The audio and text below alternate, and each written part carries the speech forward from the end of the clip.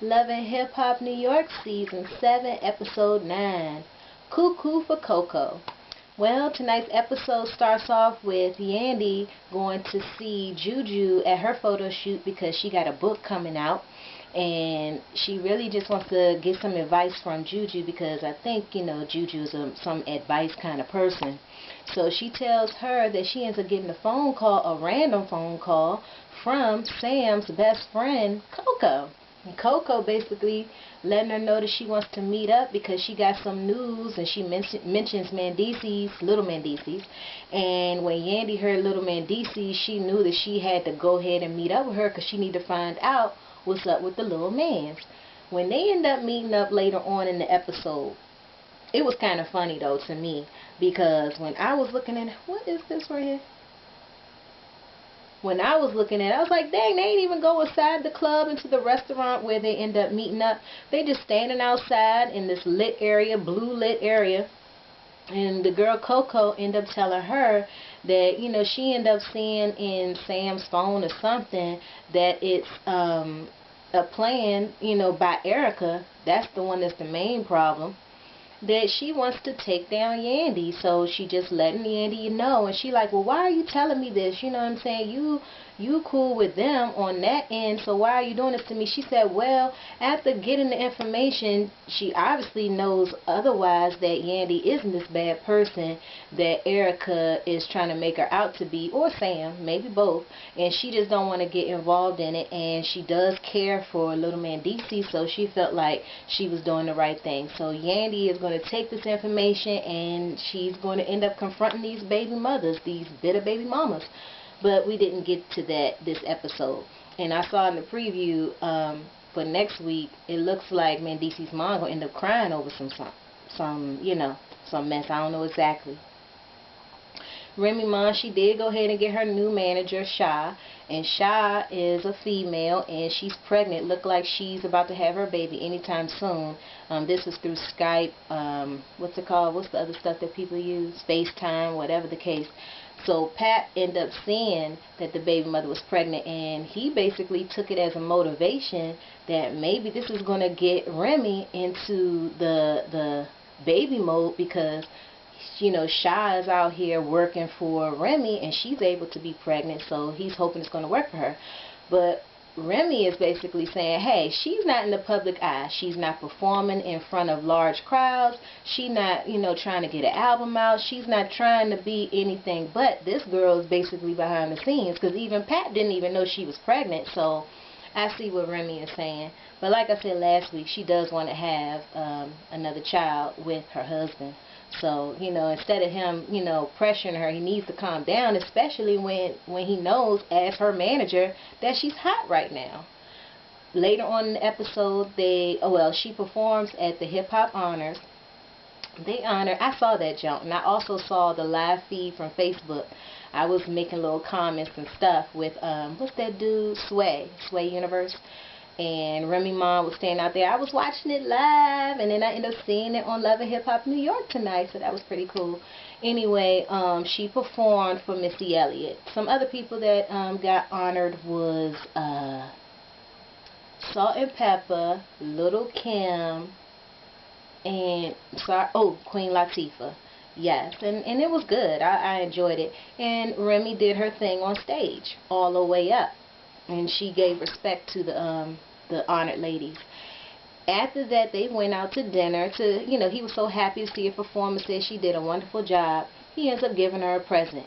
Inside this big bag, this gift bag, is a pregnancy test. And she all like, well, hey, I'll give you the results when I feel like giving it to you. But as of now, you gave me the test. And yeah, I don't think I'm pregnant. But here go Pat. I think I did it this time when I talked to your mother, my mother-in-law. He said, mother-in-law, but it's Remy's mom, that, her mood's been different, so they thinking that she pregnant.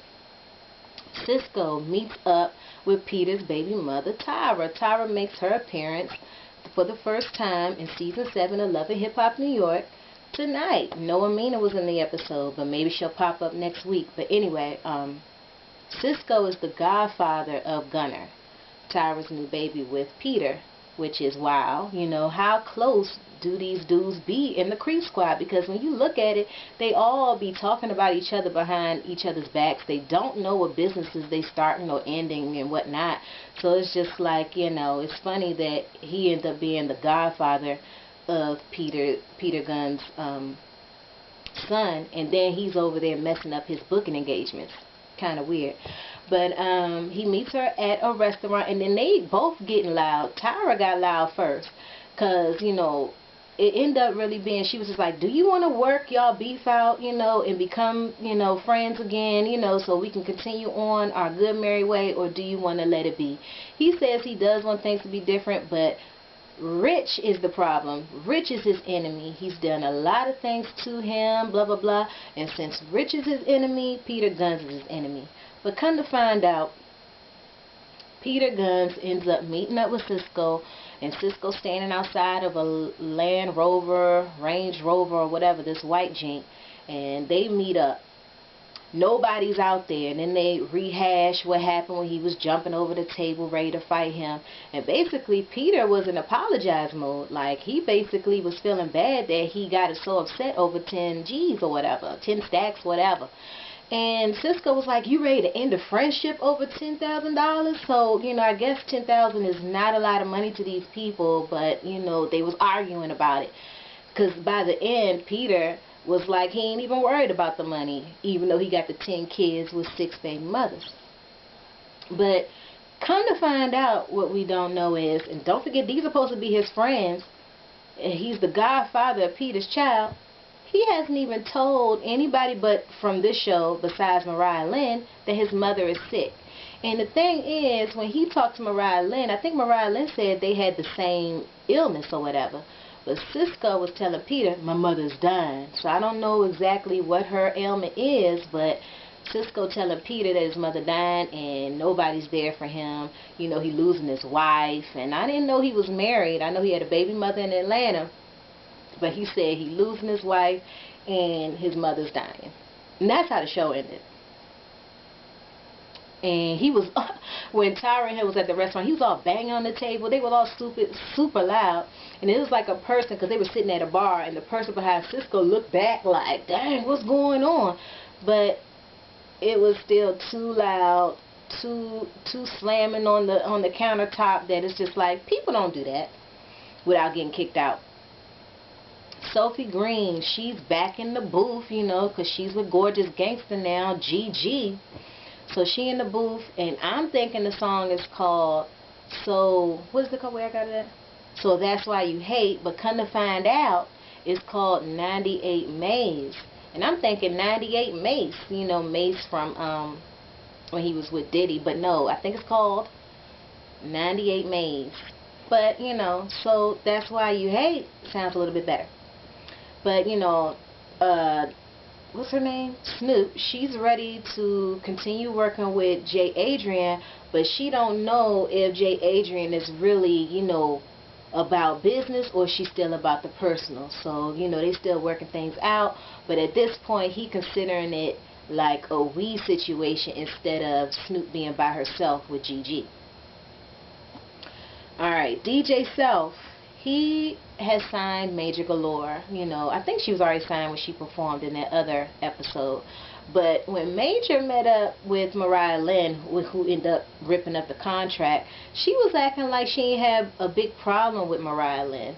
But when she met up with DJ Self this episode, she had nothing but negatives for Mariah Lynn and just said she just wasn't good enough. She wasn't worth being part of Gwinnett Entertainment. But DJ Self, you know, because how she ended up coming in the picture, DJ Self had her at a photo shoot, and at the photo shoot they end up talking. And she basically letting him know that she's the first lady. He not saying that she's not the first lady, but, you know, hey, this is what managers, businessmen, businesswomen, this is what people do that's about making that bread. Because it's like he ain't trying to say she not, and he not trying to say Mariah Lynn's not, as I'll talk about in a second. But he lets her know that you got to be on the pre-stage before you get to the big stage. And he told her she got a performance lined up. So, you know, she do that good, that'll be, you know, another step to get into the big stage. And she all in, you know. Now, Mariah Lynn and Self meet up, and she basically, they met at an outside restaurant, and they are discussing the business, and come to find out, and maybe it's the contract from the lawyer. She had copies of the contract, because she did rip up a contract at the Gwen Performance, or at least that's what they wanted us to believe at the time. But she comes to the restaurant to give him a signed contract, and DJ Self was like, for a second, well, if she talking about Major Galore and on the internet and stuff, I don't know, I'm gonna have to let her know, because it's two queens on Gwen Entertainment. It's not just her, and Major Galore is not just you either. So she basically lets her know at the restaurant that she wants to be first lady, just like DJ Self said that she was going to be the first lady of Gwen Entertainment. But but DJ Self, like he was being nice to Major Galore and not referencing that she wasn't going to be or was going to be the first lady, he did the same thing with Mariah Lynn. I already talked about Yandy end up meeting up with the Koko chick, and basically Erica's the problem. They trying to bring down Yandy, and it's for naught in the end. And I said they didn't go to inside no restaurant. They just stood outside and parted ways after she got the information. DJ Self ends up wanting Mariah Lynn and Major Galore to meet up, because they were going to have to work together, because they both part of Gwen Entertainment. They both signed contracts. So when Major Galore sees her, or finds out that she was going to be showing up, she kind of blown, but she like, hey, I got to do what I got to do. So Mariah Lynn shows up, she all like, hey, hey, hey, and then they say how, well, you was in my business, you shouldn't be in my business, this, that, and Major Galore said her problem is she really don't care for her kind of music, talking about used to being a hoe and all that. And Mariah Lynn tried to put a shut to that, because she was like, you a stripper. And then Major Galore was like, I know, but